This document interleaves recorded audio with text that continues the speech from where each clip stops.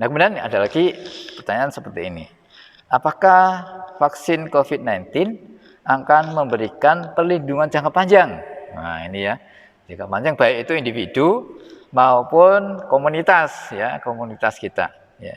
Individu artinya seseorang itu kalau sudah divaksin seterusnya dia akan terbebas dari COVID-19 misalnya gitu ya.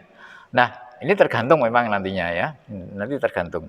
Nah, proses membangkitkan imunitas itu sendiri tentu tidak langsung juga ya. Vaksinasi itu pun juga perlu waktu ya. Ya, tetapi memang nanti diharapkan ya memang yang ideal itu dia jangka panjang terus gitu ya. Jadi karena sel memori ini bisa juga nanti dia terus ya mengenali ya kalau nanti ada infeksi baru ya. Tetapi memang nanti setiap vaksin ya atau setiap produk medisin atau produk terapi tentu harusnya nanti masih diamati sampai sejauh mana ya dia itu bertahan gitu ya. Ya, mungkin setahun, setahun ternyata sudah tidak bisa lagi, atau 3 tahun atau bertahun-tahun dan sebagainya.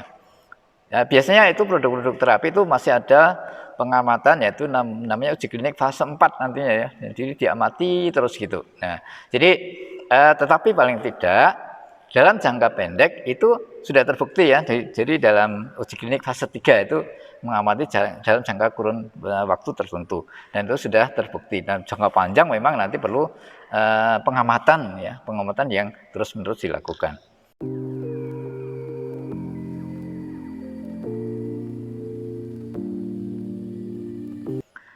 Nah, ini pertanyaan yang juga penting ya, perlu kita ketahui, yaitu apa? Jika sudah divaksin, apakah boleh lepas masker gitu ya? Ini gimana kita? Saya sudah divaksin, boleh nggak ini saya lepas ini maskernya? Nah, jadi begini, vaksin itu memang bisa meningkatkan daya tahan tubuh dari orang itu, ya, orang tersebut. Jadi bisa membangkitkan sel-sel imun, ya, sel-sel pertahanan tubuh kita, yang nanti kalau kena infeksi bisa melawan, ya, bisa melawan virus yang dari vaksinnya itu, ya. Nah, bagaimana situasinya sekarang gitu ya?